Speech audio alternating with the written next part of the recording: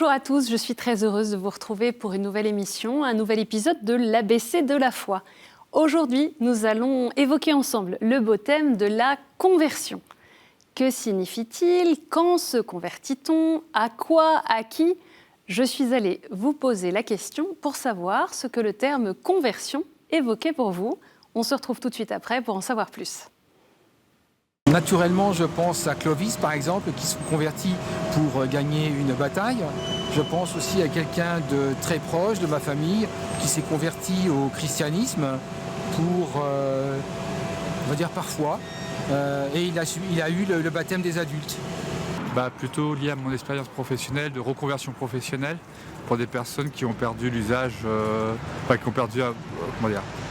par rapport à leur santé, un accident ou une maladie, donc qui sont en reconversion professionnelle. Donc pour moi, la conversion, c'est plutôt la reconversion. Quand j'entends le mot conversion, je pense à d'abord une démarche personnelle. J'ai à me convertir tous les jours. Voilà. Je pense aussi au souci d'évangélisation qu'on doit avoir comme chrétien.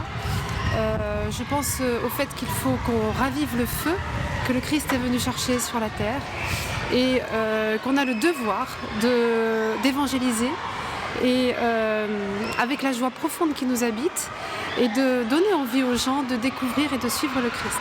Pour moi, la conversion, au fait, il faut se convertir et rester saine, respecter et écouter tout le temps la parole de Dieu.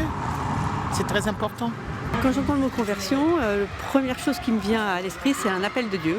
Parce que toute conversion répond pour moi à un appel du Seigneur.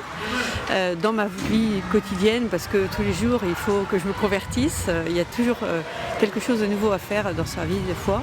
Et puis, je pense aussi à tous les gens autour de nous qui découvrent le Christ et qui se convertissent. Et moi, je trouve ça absolument merveilleux et formidable. J'ai assisté à des baptêmes et des confirmations d'adultes et c'est un moment qui m'émeut énormément. Voilà. Vous l'avez exprimé assez clairement, la conversion a plusieurs sens dans le vocabulaire courant. Plusieurs sens, c'est le cas de le dire, puisqu'on parle de conversion, pour évoquer tout d'abord le mouvement qui fait tourner, avec comme synonyme la rotation par exemple. La conversion, c'est aussi le changement de quelque chose en quelque chose d'autre, comme une métamorphose, une transformation. C'est également, et vous l'avez bien souligné, le fait d'adhérer à une religion ou bien encore d'abandonner une religion pour une autre ou de passer de l'incroyance à la foi religieuse. Dernière grande définition qu'on peut retenir, la conversion comme synonyme d'adhésion, de ralliement à une opinion, une idée, un comportement que l'on rejetait jusqu'ici. Alors qu'en est-il de la conversion dans l'Église? On y retrouve aussi deux sens principaux. D'abord, le plus connu, je pense, la conversion à la foi chrétienne pour des non-croyants. La conversion, du latin convertere, tourner, changer, est un passage de l'incroyance à la foi qui peut parfois être spectaculaire. Lorsque dans l'Église, on parle de grands convertis, on pense le plus souvent à des personnes non-croyantes ou proches d'autres spiritualités, mais qui sont devenues chrétiennes. Et cela se concrétise par le baptême. Selon le Concile Vatican II, la conversion commence lorsqu'on est introduit dans le mystère de l'amour de Dieu qui appelle les gens à entrer en relation personnelle avec lui dans le Christ. Les conversions sont toujours le fruit de la grâce, c'est-à-dire un don de l'Esprit Saint accueilli dans la liberté. Aucune conversion ne peut donc être forcée. C'est Dieu qui vient à la rencontre de l'homme et lui donne la grâce de le découvrir. Et puis, le second aspect de la conversion, c'est que les chrétiens eux-mêmes sont appelés à une conversion permanente. Sans cesse, les baptisés doivent retourner à Dieu dans la confiance. Si vous ne vous convertissez pas et ne devenez pas comme les enfants, non, vous n'entrerez pas dans le royaume des cieux, dit Jésus dans l'évangile de Matthieu au chapitre 18. Si on parle pour le chrétien de la nécessité de se convertir sans cesse, ça signifie qu'être chrétien, ce n'est pas seulement connaître des choses sur Dieu, sur la foi chrétienne, mais que c'est réellement une relation personnelle avec le Christ qui change tout. Nous avons ainsi l'exemple de Sainte Thérèse d'Avila qui raconte combien, alors qu'elle était déjà religieuse, donc consacrée à Dieu, elle va vivre une véritable conversion en passant d'une vie mondaine, où elle se laissait séduire par les vanités du monde, même au couvent, à une existence centrée entièrement sur le Christ, sous l'action de l'Esprit Saint.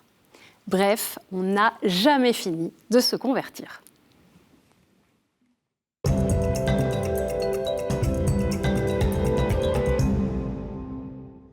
Ce n'est pas pour rien qu'on retrouve le thème de la conversion d'un bout à l'autre de la Bible. Dans l'Ancien Testament, le mot hébreu teshuva, la conversion, vient d'un verbe shub qui signifie un rétablissement, une restauration, avec l'idée à la fois de se tourner vers, mais aussi de se détourner de quelque chose de mauvais, de revenir. Beaucoup de prophètes de la Bible parlent de cette teshuva comme d'un retour sur soi qui conduit à revenir à Dieu en ayant reconnu combien on s'est égaré jusque-là. Jérémie et Ézéchiel approfondissent cette notion en soulignant les dimensions intérieures et personnelles de la conversion comme étant une reconnaissance de l'alliance de Dieu imprimée dans leur cœur. Le Nouveau Testament définit toujours la conversion par le retournement, epistréphine en grec biblique, mais ajoute l'idée du changement de mentalité, la métanoïa. Quand la Bible utilise le terme épistrophée, c'est pour parler de la conversion comme un renversement d'attitude, le retour vers un modèle passé dont on s'est détourné.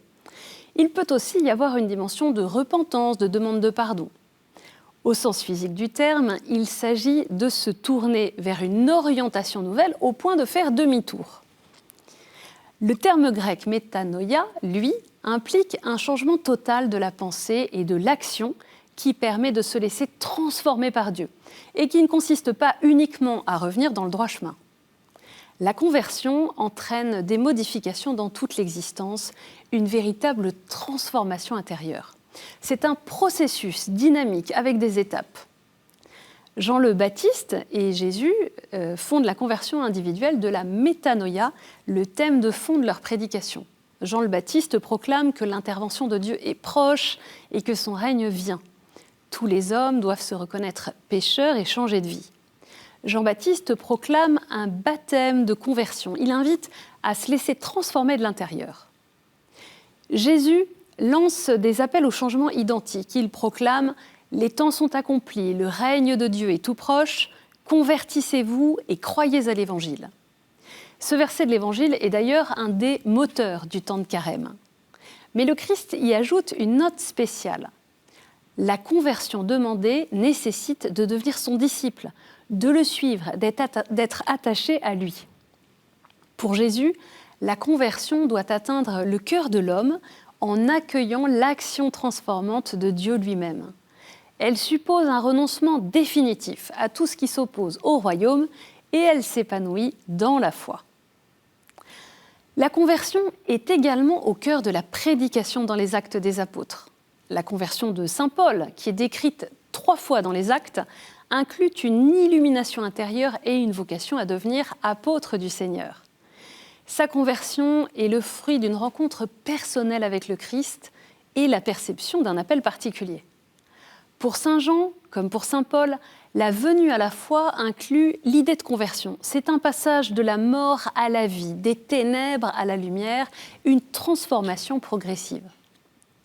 Dans le livre de l'Apocalypse, la conversion est perçue comme une condition du pardon. Moi, tous ceux que j'aime, je leur montre leurs fautes et je les corrige. Eh bien, sois fervent et convertis-toi. Voici que je me tiens à la porte et je frappe. Si quelqu'un entend ma voix et ouvre la porte, j'entrerai chez lui. Je prendrai mon repas avec lui et lui avec moi. Il s'agit d'ouvrir son cœur à Jésus qui frappe à la porte et désire entrer pour vivre dans une grande intimité. Aujourd'hui, l'appel à la conversion continue de retentir. Pour ceux qui ne connaissent pas encore le Christ et l'Évangile, le baptême est le lieu principal de la conversion première et fondamental, dit le catéchisme de l'Église catholique. C'est par la foi, en la bonne nouvelle et par le baptême, que l'on renonce au mal et qu'on acquiert le salut, c'est-à-dire la rémission de tous les péchés et le don de la vie nouvelle. Mais une fois baptisé, la conversion est à revivre sans cesse. Cette seconde conversion est une tâche ininterrompue pour toute l'Église qui enferme des pécheurs dans son propre sein et qui est donc à la fois sainte et appelée à se purifier et qui poursuit constamment son effort de pénitence et de renouvellement. Saint Ambroise dit des deux conversions que dans l'Église, il y a l'eau et les larmes. L'eau du baptême, la première conversion, et les larmes de la pénitence, une deuxième conversion à vivre et revivre sans cesse.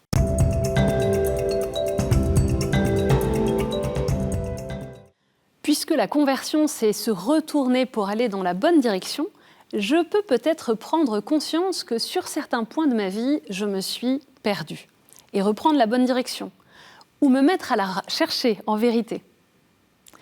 La conversion se partage. Alors, comment pourrais-je témoigner humblement de ma conversion pour ne pas garder ce trésor pour moi, ou prendre le temps de regarder un témoignage de conversion, par exemple sur KTO ? Souvenons-nous qu'une fois passée la première conversion, la seconde est à vivre et revivre sans cesse. Alors, prions Dieu pour notre propre conversion et prions pour tous ceux qui n'ont pas encore rencontré le Christ. Du Père et du Fils et du Saint-Esprit. Amen. Laissons résonner cette parole de Dieu dans le livre de l'Apocalypse. Moi, tous ceux que j'aime, je leur montre leurs fautes et je les corrige. Eh bien, sois fervent et convertis-toi. Voici que je me tiens à la porte et je frappe. Si quelqu'un entend ma voix et ouvre la porte, j'entrerai chez lui. Je prendrai mon repas avec lui et lui avec moi. Nous te demandons, Seigneur, une grâce de conversion pour chacun de nous. Viens te révéler à ceux qui ne te connaissent pas encore. Viens nous donner la grâce de désirer vivre en ta présence, dans ton intimité. Amen. Merci à tous d'avoir suivi cette émission que vous pouvez retrouver sur les réseaux sociaux et le site internet de KTO. À la semaine prochaine pour un nouvel ABC de la foi. Que le Seigneur vous bénisse.